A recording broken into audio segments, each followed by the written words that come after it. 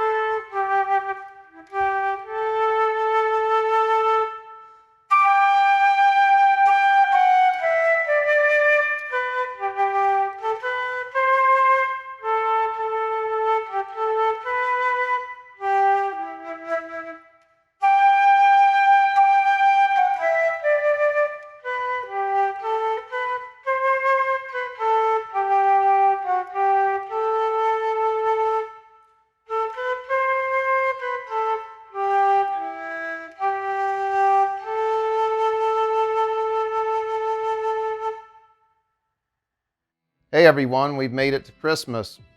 That's pretty exciting.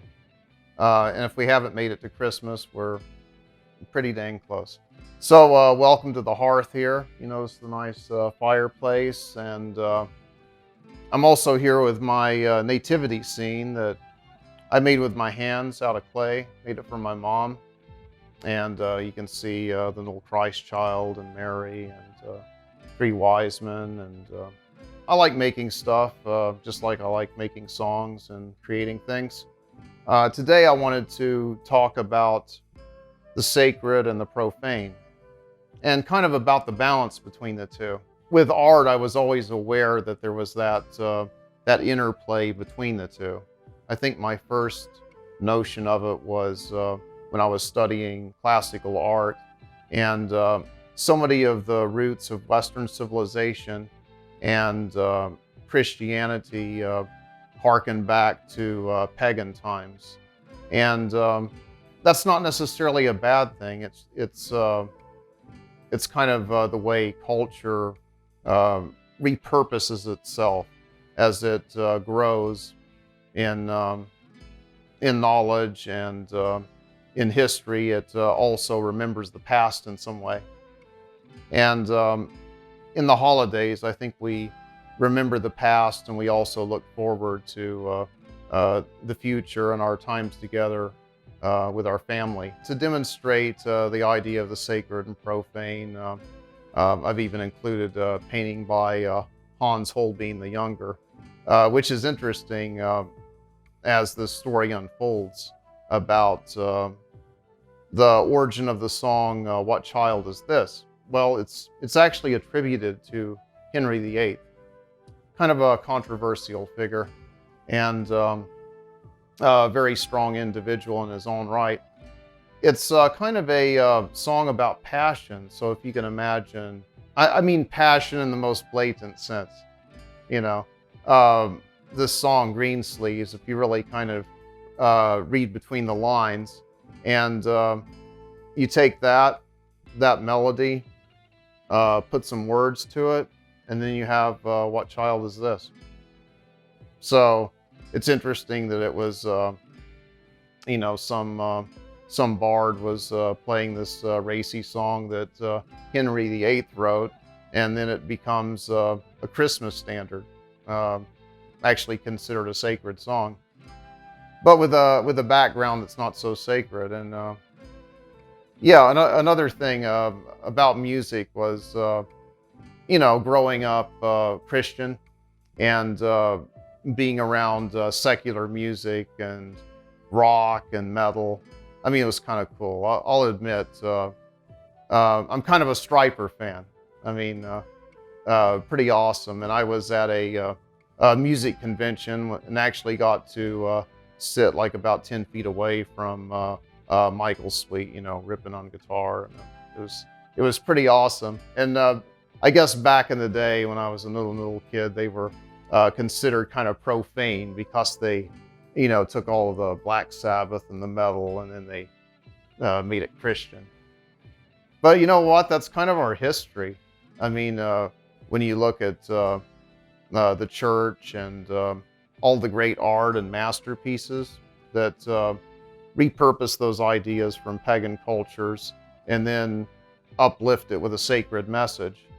So, I mean, I've kind of gone through phases where I try to kind of distance myself from things that are, I mean, who am I kidding? It's more of a spiritual exercise, not really, in the, fanatical sense or whatever, but, even in my thoughts, and it is hard to separate the two. So I'll give you a demonstration of the contrast between these two songs. Here's the sacred version.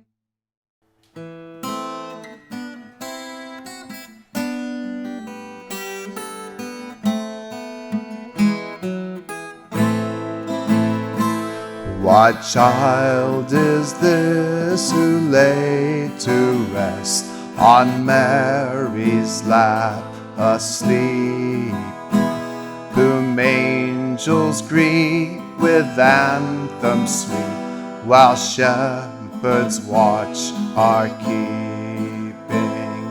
This is Christ the King, whom shepherds guard and angels sing. Haste, haste to bring him laud, the babe, the Son of Mary.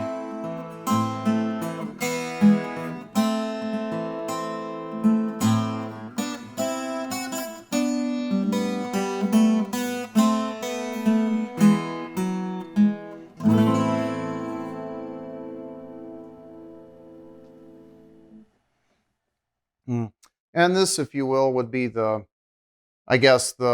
secular or more profane version.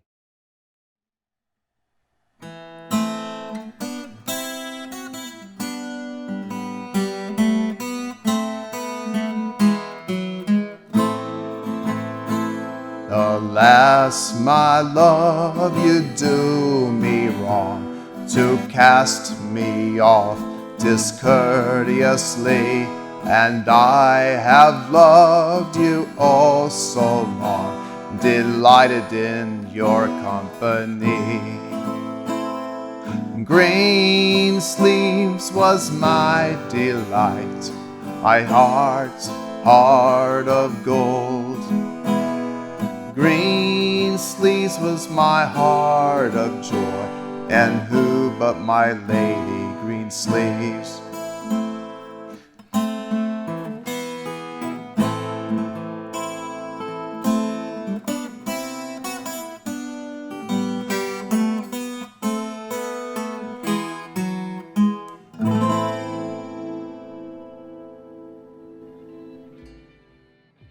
So there you have it, the two songs.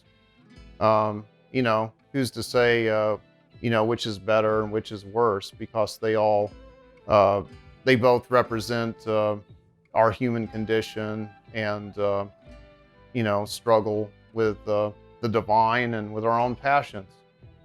In their own way, they're just important. So I think what I'd like to say is, rather than, try to erase history or make a choice, try to find that balance between things where things are repurposed and where we don't forget, but we look forward to a future and find that balance between the sacred and profane in our own life.